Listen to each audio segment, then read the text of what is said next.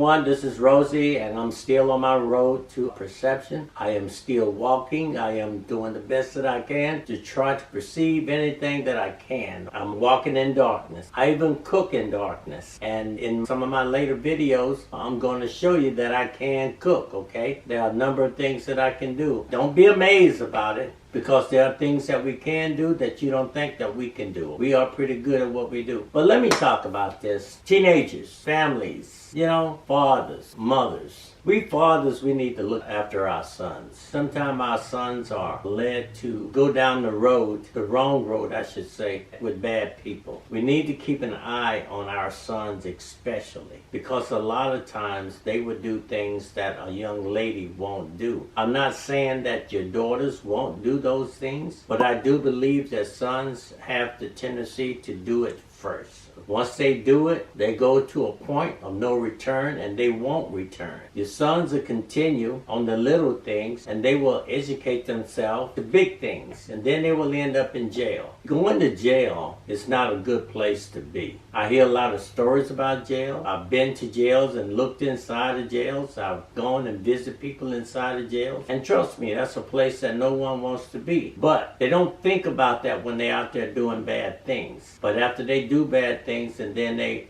end up in jail, and it's like, I don't want to be here. That's just bad, okay? Because you're there now because you did what you did, and you did what you wanted to do. So now you got to suffer the consequences. But nobody wants to suffer the consequences, but they do want to do actions and do those other things. There is a reaction too. I think that we fathers should keep a close eye on our sons. We should get more involved with them, do things with them, try to get them in church, get them out of the streets, get them out of the streets with gang members. Don't let them be out there all sorts of times of nights, because it's nothing good out there happening late at night. And you don't need to be there. What you need to be is at home, paying attention to other things and being with family and having some family time. It didn't happen for me like that in my younger years. I know that. That's why I can say that. As far as I know, I don't have any children in jail. As far as I know, I don't have any children in prison. And I hope that at the age of some of my kids are now, they don't go to jail. All of my kids, if they had came to me and got in trouble in the beginning of their lives, I would do everything that I possibly can to try to get them out of that trouble, except for murder. You can't commit a murder and not pay the dues for it. But I feel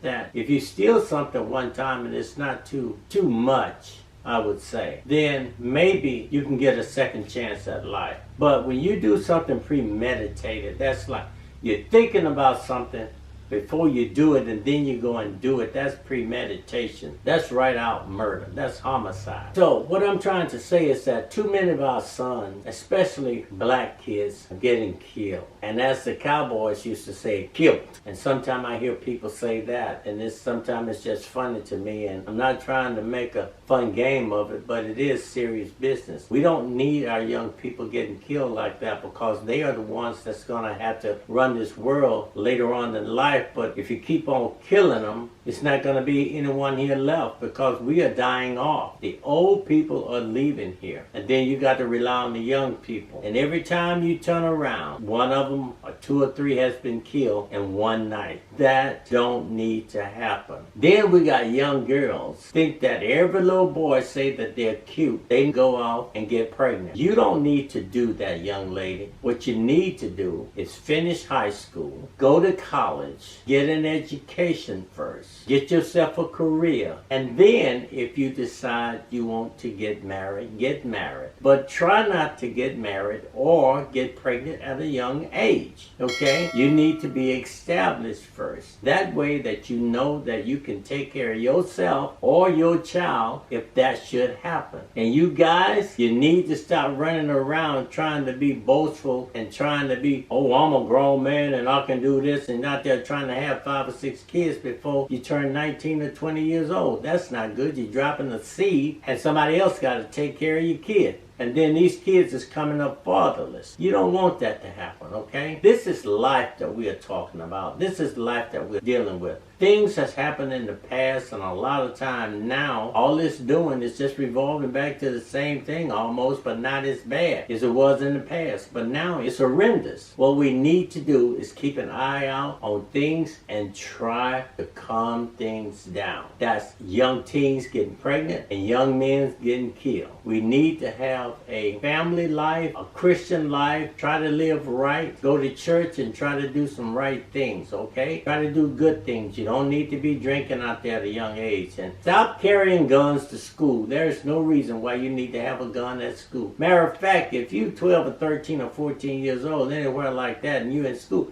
you don't even need to get a gun. And we parents need to be more observant with our kids and keep them out of the hands of our children. Right here where I live, in 3 weeks, there was 3 handguns in the hands of teenagers. 2 at school and 1 on the bus. 2 was loaded and 1 was not. There's no reason. I'm not going to bore you. That's just part of something that I'm going to keep talking about. It's life in general, life that I have lived through, life that I see now, the life that I've lived just a couple of years ago, only when I could see. Now I can't see. I'm dealing with life now. I want to talk about all of that good stuff. And I'm going to continue to do so. And like my brother-in-law said, when he first started preaching, he said he was going to preach if he didn't have but one person listening. So that's what I'm going to do. I'm going to keep doing this if I don't have but one person listening to me. And it may make a difference. All right? So if you like what I'm talking about, give me a thumbs up. Annotate on the video on my YouTube channel that you like what I'm talking about, and give me something to talk about outside of what I am talking about, you know, and maybe we can draw an audience or something to listen to some of this good stuff, and we can stop some of this madness that's going on in this world. So I tell you like this, if you keep your heart